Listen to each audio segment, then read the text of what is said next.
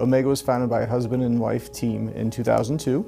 I came on board in 2005. At that time, the business was about $500,000 in revenue, and we grew organically up until 2021, where we hit a little over $20 million in revenue. The early years of growth were really fun. Some years we doubled the size of the business, and that was through the Ben and Bill sales effort. Bill, our founder, was the salesperson, and I was the engineer. So we would go out side by side, and just the goal was to win clients. In 2021, we were about 60 employees, and by the end of 2022, we were close to 180 employees. So, our focus from a business perspective, the ideal client is really someone who has regulatory requirements. So banking, insurance, financial services, local law enforcement. And so our Smart Comply offering is what we launched last year, as we saw a need being created with the many changes in the regulatory environment, whether it's CMMC, SEC, FTC with the GLBA safeguards. And so there's a lot of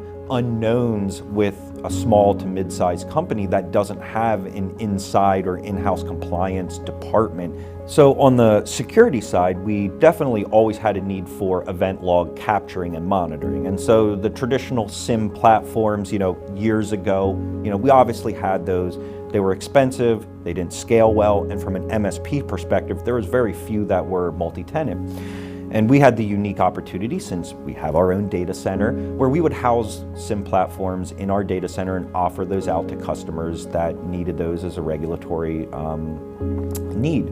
I'd say traditional SIM platforms are what I would say old guard. They're looking for specific event IDs or patterns to occur. Those are written and maintained by our SOC team. And so there's a lot of care and feeding that goes into maintaining a SIM platform. It's very expensive, not just from a licensing perspective, but for infrastructure to run, store, and maintain. And then also the level of employee that you have to pay to maintain and work a system and keep up with that. When Nicole reached out to us and said, hey, take a look at this MDR offering. And I said to Rick, sure, look at it, but I'm not seriously entertained. We just bought this software a year ago, right? But what we were finding was in our deployments, there was a lot of resource requirements on the customer. And really what I saw from our business perspective is our sales team will go out and sell something or sell SIM or sell our SOC services, but it'd take us 2 weeks to get the project started. And the customer came back and said, listen, I need greater coverage, I need better and deeper protection and visibility, but I have Palo Alto firewalls. Will you support that? Well, it was really hard for us to do that on our own platform, but with MDR, we could integrate, Palo Alto, SonicWall, Fortinet.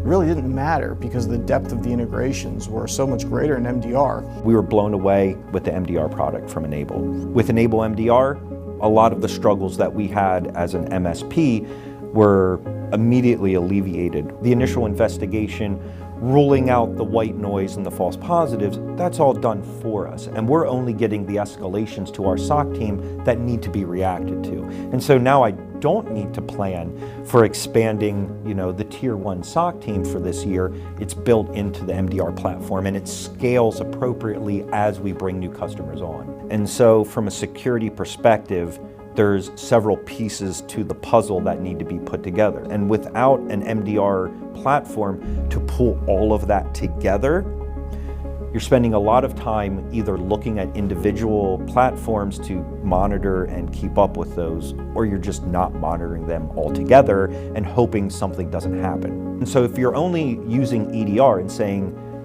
I'm covered, you're not, because you're only covering your endpoints. And that's not always the point of infiltration from a threat actor. They're taking those high value targets like an Azure login, right? And so being able to pull your Azure logs into an MDR solution and use AI and behavioral patterning to find the anomalous behavior is huge. We can go from a contract signing today to being onboarded sometimes the same day in MDR, whereas on our old platform, it'd take us about a month to actually be able to deliver those services, which is huge. Customers, when they buy something, they want it as quick as they can, but typically there's a need there, right? If it takes us a month to turn around and deliver services, we aren't doing the best for our customers, right? We just aren't. If we don't deliver in a time frame, they're gonna go somewhere else. So we wanted a platform that the time to revenue was decreased, and MDR gives us that.